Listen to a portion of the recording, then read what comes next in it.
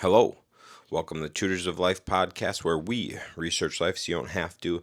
Episode 506. This is your host, Shaun Tutor. And this is Sam. And this is a tutor episode where we try to teach you something new. How you doing? I am so sore. Nice.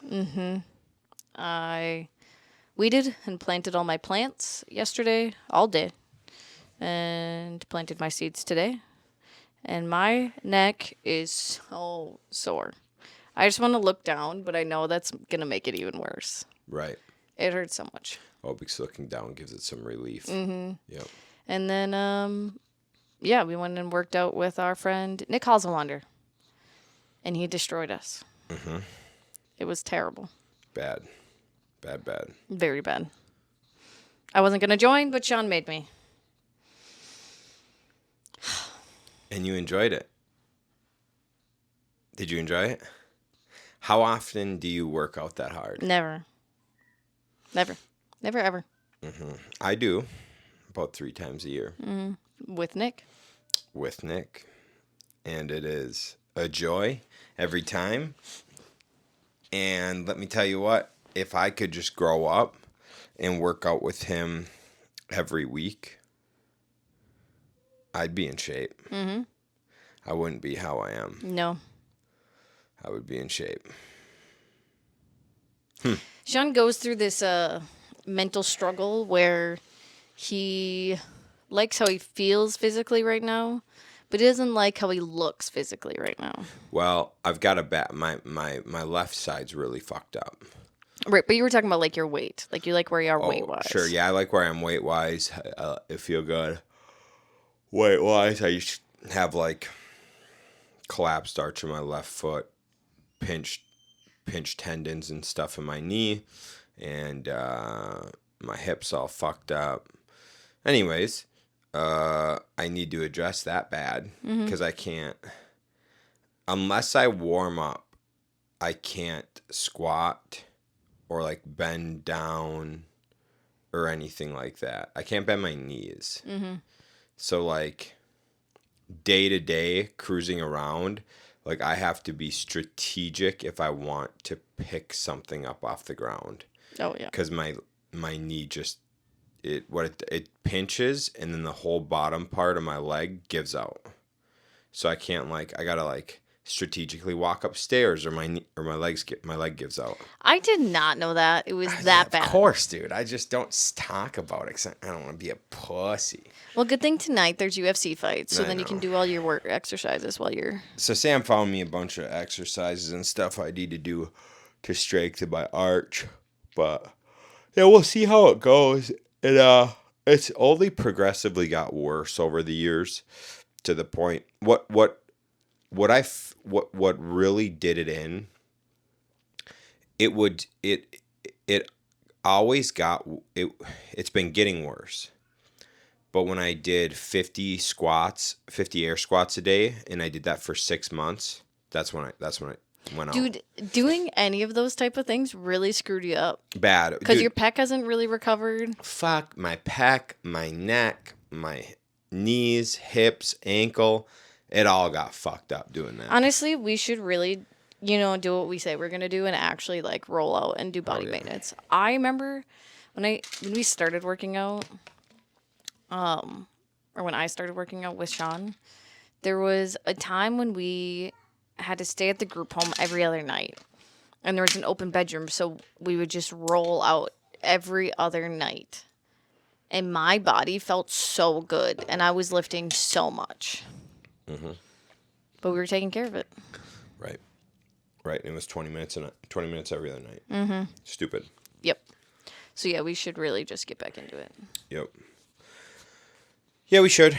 So yeah. Anyways, it's really been the last 9 months where my shit's been messed up. Do you think it's also because you haven't been wearing those insoles? I'm sure it plays a role. Yeah. I'm sure that doesn't help. Yeah. Yeah. I'm sure that does not help. So we will get our shit together. Get it back on track. But I should work out with Nick and I should get jacked again. Mm-hmm. And if I was doing that, I know, like, because in order for me to keep up, I would have to take care of my body. Yeah. You know, so in order to keep up, I would have to do shit. Where now I can just be like, meh, I just won't squat. Mm-hmm. Cause like I'll try. But think how much better that's gonna feel for like jujitsu. If I fix it, Yeah. amazing. Sometimes like I can't explode and do shit at jujitsu because my leg doesn't work. Because it's like the nerves pinched. So yeah, it'd feel way better. Yeah, I just have to go. I just have to. Yeah, we really need to do that, especially before we start trying to have another kid. Because now I'm thinking about it, I'm like, I should really get my body in good shape before then. Yeah. Yeah. But I got to get up early to work out with Nick. Well, no, I'm saying we should roll out. I should work out with Nick. You should. You don't have to every day. I wouldn't every day. I would 2 to 3 times a week. 'Cause fuck. Well, you'd have to because you have jujitsu the other two. Exactly. Jesus. Okay. Anyways, what are we tutoring about, John? We are tutoring about, I think, 2 things. But the first one is spending time with people that bring out the best in you. Or like challenge you, you know, which makes sense because yesterday we were hanging out with Nick, and I was like, man, if I just hung out with this dude, I would be way better. Right. Yeah. And so it's the thing. You are the sum of the 5 people you spend the most time with. That's all it is. And so we need to start hanging out with people that increase our sum. Exactly. So yeah. Do you, sorry, real quick, have Tutors of Life Instagram on your phone or no? I don't have Instagram. Oh, okay. Anyways. Why do you ask that? Oh, I put up a poll and I forgot to look at what the results were. Oh yeah, I don't. So I wanted to see if I could log on quick. Oh sure, yeah, I don't have the Instagram. As we know, my phone is our camera, so I don't know if I have it on here. Anyways, Sweet. You can continue. Okay. I'm just not gonna be in the video for a little bit, guys. Nice. You're okay. The big thing about this is it was like when Ryan and I first started in business together, because we were together and like challenging ourselves, we grew the business pretty fast. And like it was the same thing when we were lifting. Like all of us guys were lifting together, so we like expanded our lifting, or like, you know, our numbers went up, our strength went up because we were training together. And you had a bunch of people trying to essentially it's just a bunch of people competing, trying to outdo each other. And so like in my current state, when I go to it's like when I go to jiu-jitsu, you're around dudes trying to get better. And so my thing is like right now at the gym, I don't really have that at our personal gym. So if I were to do it with, if I were to do it with Nick at the foundation, then I would be training with somebody who's challenging me, pushing me, and is going to make me get better. And so, you know, you can take that same aspect for everything you do. So right now, my big thing is I definitely need to train with someone to get to increase my training capacity, to get stronger, to fix my shit. I should also spend some time with some folks as far as like business, for like just being around people resonating at a higher frequency, trying to grow their business. Because Ryan and I talked about it, and you and I also talked about it. There's people that there's stages, and like it's good to look up to the people who are ahead of you, doing well, etc. But one of the issues you can run into is like our friend Jason Lund. He spent 20 years growing. He spent 20 years growing, and now he's starting to he's got systems in place. He's got team in place, and he's starting to taper back and enjoy life a little more, right? Mm-hmm. And it's great to hang out with Jason, great to listen to him, great to, learn from him because, he's a mentor of ours and he's done, essentially what we're doing. But the caveat to that is you want to be careful how much time you're spending with him or people in that situation. Nick and I talked about that yesterday as well. Mm-hmm. Because Jason spent 20 years grinding. Now, Jason spends some extra time in Florida. He spends extra time golfing that he wasn't doing near as much before. Mm-hmm. So if I am like, oh, I need to be around guys ahead of me, right? Mm-hmm. Well, I could develop, because you do as you see, not as you're told, right? Do as you see, not. So if I spent too much time with him, well, I would probably start golfing too much. Yeah. I'd be doing a little more vacationing. Well, the issue with that is I need to be around dudes similar who are still grinding. Mm-hmm. Obviously, still hang out with the Jasons and mentors and stuff to learn from them and use them as mentors, but not someone to push you. Right. Yeah. Yep. Because then you can use your friend, like other people in similar spots, to be your accountability, to be your the people you challenge. Yeah. With. Yeah, it's just paying attention to what phases of life you're in along with other people. Yep. That makes sense. Yeah, and just making sure that they want similar things as you. Because I remember one of our first masterminds we went to, there was one of the speakers. His business was booming, thriving, and he was similar age to us. Mm-hmm. And his whole message was about leveraging and how you should leverage everything. Yeah. And he's just if you can make more money instead of mowing your lawn, or if you can make more money than it costs to have someone mow your lawn for you, then you should do that instead. Mm-hmm. And he was saying how he leverages everything. He doesn't even make any of his meals. Right. And it was a good topic, but not for the group of people that we all were. Right. Because we all were at such beginning phases of our businesses, that we've talked about before, we tried leveraging things, but instead of working during that free time, we just wasted it. Mm-hmm. So we weren't only paying someone to mow our lawn, we also weren't making the money, so we were double losing, basically. Mm-hmm. Exactly. We just wasted the time. Yeah, we just sat on our phones or fucked off. Mm-hmm. Yeah. But I think that'd be something really good for to tell people that are further along in their businesses and are swamped with how much work they're doing and are really pushing to grow their businesses. All of us were just trying to get our businesses off the ground at that point. Mm-hmm. So yeah, it's just paying attention to those things and making sure you're at similar spots in your personal and business growth. Mm-hmm.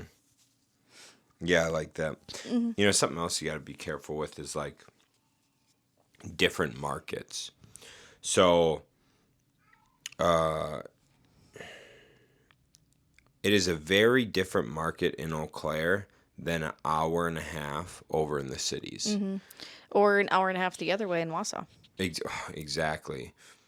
And it is very different than, the market of California, mm-hmm. the market of a big metro city, a big metro in Missouri or Florida. It's not even, it's so different. And the reason I make these points, or this is what I'm saying, is if you get coaching in other areas, like big metro areas, it is not the same. Mm-hmm. And like that's something we get. We're in a mastermind out of what is it? Is it Miami? Mm-hmm. Out of Miami, and it's good to do and stuff. But one of the big things they talk about is like, oh, what's your revenue? Revenue drives everything. And I'm like, yes, I agree, but profit margin to me makes more sense than revenue, because the reason I like, we don't have a metro population area where we can just hire more salespeople, hire more project managers. If we don't perform the best, it doesn't matter because it's such a big population. We can figure it out and get back on track as we go. No.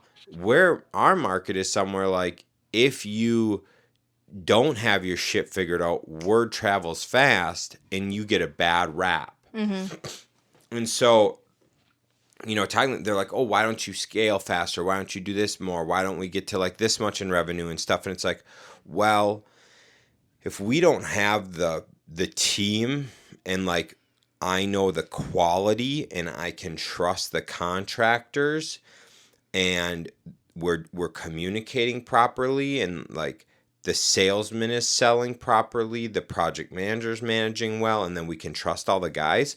Like, if we don't have that, I don't want to just sprint, because I don't want to be fucking stuff up and lose a name, lose a reputation. Yeah. We're in a bigger market, and I've talked to dudes in bigger markets. You can fuck up because you got 4 million people. Yeah. We got 100,000. Yeah. You know what I'm saying? They got 2 to 4 million people. They can do whatever the fuck they want. Right. They can fuck up 10 times. They can fuck up for 5 years. It don't matter. Mm-hmm. You get 4 million to 2 million, whatever it is, right? Yeah. When you got 100,000, word spreads quick here. Word spreads quick. And so that's something, it's just a very different market, and it's a very different thing. And it's crazy to me, like, how intertwined things are, you talk to one person and they know X and Y, and you talk to another person, they also know Y. And it's like, what? Like, how are we all connected, Mm-hmm. My point with that being is, like, you need to take stock in, the people you're getting advice from, you're getting coaching from, etc. Because it can be direct. The information can be so wildly different based on your metro population, based on your area. When like our first coaches that we got were towards the end of their like big grind. Exactly. They gave us some really, really good pieces of advice. Very good. But it was also one of those things where they're just like, oh, yeah, it was so different when we started because it was before the '08 crash. Mm-hmm. And they're just like, yeah, they were just like handing out loans left and right. I think it was right after the '08 crash. Was it right after? Well, there's, for them, yeah. But there's other people that we've heard that are just like, oh, yeah, it was so great. Like, before the '08 crash, like, they just would hand out loans all the time. Yeah, but theirs was great because it was right after the crash, so everything was free. Yeah, that's true. Like, you could buy anything really cheap, for nothing, and it cash flowed. Mm-hmm. So for 10 years, they bought properties, and anything they bought cash flowed. Right. So, yeah, it's also hard, like, with people who have been doing it for a while because their start was so much different. Yeah, exactly. And that's what, like, Andy talks about this too a lot, about how like now is the time to start your own business because you have like social media and you can spread the word so much faster now. But I also think now everyone's doing it. So the market is so saturated in all facets. Oh, big time. It's massively. So you have to try even harder to get your name out there. Yes. Because there's probably 20 different contractors. Actually, there's probably more contractors in Eau Claire. Probably like 30 contractors. 30? Probably more than that. Hundreds. Yeah. Hundreds. So you got to think, if not like, there might be thousands. right. So you got to think, like, we're probably 1%. Less of contractors. Yeah. In just Eau Claire? Well, way less. Damn. So yeah, so it just goes to show, like, because of the internet, now everyone can do everything, and now it's even harder for, like, us to get our name out there because it's so saturated full of other contractors and people and companies. And so yeah, I do think it's easier in the one facet that you do have social media and you don't have to go door to door to promote your business or put in the newspaper, but I also think it's way harder now. Yeah. So yeah, it's good to be around people that are starting at similar points to you, because then you can discuss those things of, like, oh, like, we're doing really good word of mouth referrals, but, like, we also want to, like, reach out more in our market. Like, what are some good tactics that, like, other companies have been using to get more? I'm not saying that's actually what we want to do, but that's just an example. So it doesn't tell me, like, how far this is, but it gave me a list of 1,200 for the Eau Claire area. Contractors. Oh my god. So I don't know if that's like the like any of them that just are on Google. An hour. I don't know if that's like hour radius, a 2 hour. You know what I'm saying? Right. But so I mean, yeah, if you that's retarded. Yeah. Yeah. So I mean, it just goes to show that it is very important to have a group of friends or allies, whatever, Right. that are at similar points as you. Yeah, it is. Mm-hmm. So, yep, spend time with folks who are trying to bring you up and trying to push you to be better. Mm-hmm. I just want you to know, 69 people looked at our post. Not a single person voted on it. I love that, dude. Thanks, gang. Yeah. It happens. What was the poll? Should we have one long podcast or keep it two separate? Ryan said one long one. Oh, did he? Yeah. So we got one person messaged. One long one, because then it's always quality, and then every now and again, or like once a month, just have like guests on for like a special. Yeah. We got one person. One person. Thanks, Ryan. Yeah. I still like the two separate. I know. Okay. What's your topic? For what? Your second topic. Oh, were we going into that? Yeah, real quick. About being uncomfortable? Similar. That's similar to the topic, yeah. You have to do the opposite in order to get, or you have to feel the opposite in order to get where you want to be. So if you want to be strong, you have to feel weak. If you want to be smart, you have to feel dumb. And so it's just taking the concept of, like, you need to be uncomfortable to get to the places you want to be. Right. You got to be the opposite to get where you want. Yep. Like, you want to be satisfied with how you look? Okay, well, you have to be unsatisfied with what you're eating. I'm actually perfectly satisfied with what I eat, which is fantastic, but it took time to get there. Yeah. Oh, yeah. Yep. Boy, that topic went by fast. You told me to go real fast. Holy shit. The last thing we'll bring up then is, like, think in decades. Not years, not months, not weeks, decades. And I can't remember the exact saying or like the song, but it was like, it has to do with, like, you're suffering today will bring you what you want tomorrow, or something like that, right? Mm-hmm. And it goes to show, it was talking about, like, guys who just trained relentlessly for 30 years to, like, break a record. Mm-hmm. Or, or do whatever it is. Like, you think that they're an overnight success. What you don't see is their their come up, right? So one guy commented on the video I was watching about it, and he's like, I started playing guitar at 17. He's like, when I was 40, I like started playing, or he not start. His band got big enough, and they like go around to different spots playing, right? Like in bars and whatever. And someone's like, "Man, you're a natural," and he just laughs because he's like, "Yeah, a natural. I've been training for 23 years to be a natural." Right. So it's like he's been doing that craft longer than he had been alive. So at 17, right? So like he's been doing when he started that thing, or how do I say this? Oh, he's been doing it longer. Then he hasn't been doing it. Yes. Yeah. So he's been doing it for 23 years. Dude started at 17, so he's been doing that thing longer than he hasn't in life. And they're like, "Oh, you're a natural." It's like, "No, I naturally practiced every day." Right.